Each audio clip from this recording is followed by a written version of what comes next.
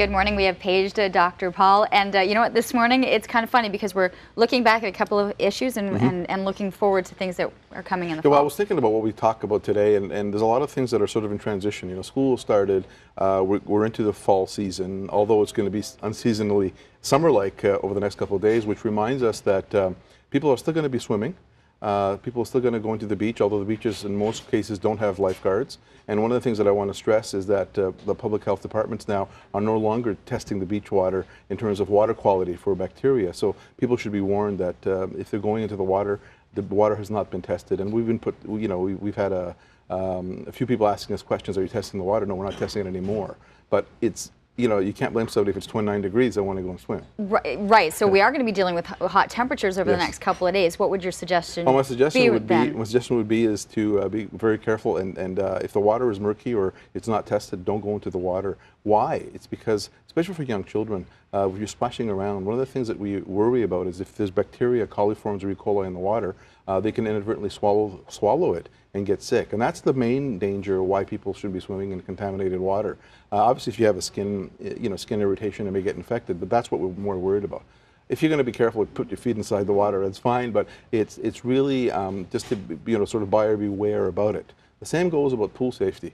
Pool safety, again, we're kind of transitioning again, and you're kind of in school mode, but you still need to have safety in mind as we go on. The other thing that I wanted to talk about as well is mosquitoes. And we had a meeting a couple of months ago with the ministry, and they predicted, because it was a hot and humid summer, that we'd have increased West Nile virus activity, and actually we have. We hadn't had so many cases since 2002. Did I read correctly? We were looking at our second case. Yes, here. there was a couple of suspected cases in the Ottawa area. The eastern counties we have not had any problems, but they've had cases in Hamilton, Toronto, Windsor, all the larger cities, and as a matter of fact, almost at a record pace.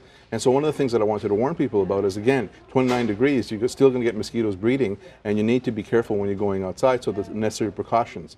And really, we do see cases of West Nile virus into the fall, into the September month. So it's not over yet. The season is not over yet. I think right. So it's a great reminder, because as our minds are shifting towards exactly different things to key in on those key issues. The next one that we will start to hear a lot of information about and getting into the fall season is going to be the flu shot. That's right. And so now we're going back to school, and before we even talk about flu shots, as a matter of fact, health units across Ontario, I've been gearing up for receiving our vaccine supply. We usually get our vaccine supply at the end of September, and by the beginning to middle of October, it'll be available through doctors' offices, public health, and so on. So it's an opportunity for us to remind people that they should, get their flu shot. Number one. Number two, it's also an opportunity for us to remind people that now, as kids congregate into schools and get closer together, not only flu, but colds and other viruses and so on can be more propagated. And we see kind of a peak of colds and infections when kids go back to school, because kids infect one another and bring it home.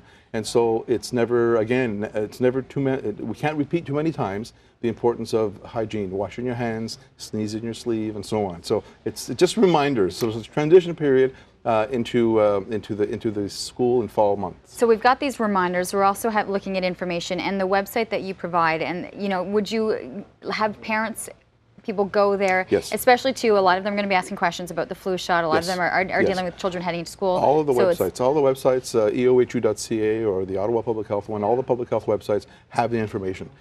It's important for parents just to get informed about it.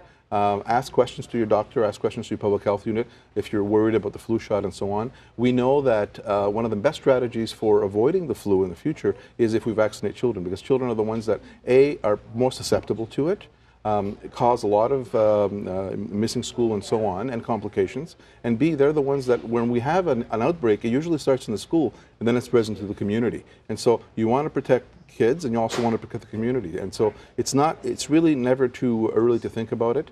And again, stress with your children the importance of hand hygiene. Okay. So as you're taking the kids to the beach, that you need to check the water, so you're not quite sure if you want to head in, you can start looking at information while you're sitting there as to what you're going to be doing in the fall. Repellent on as well for the mosquitoes. That's why it's kind of a mishmash of topics today, because it's overlapping. It's perfect. It's a great reminder, and it's true. Our lives are right now. We're in the overlap mode. Thanks so much. Always a pleasure.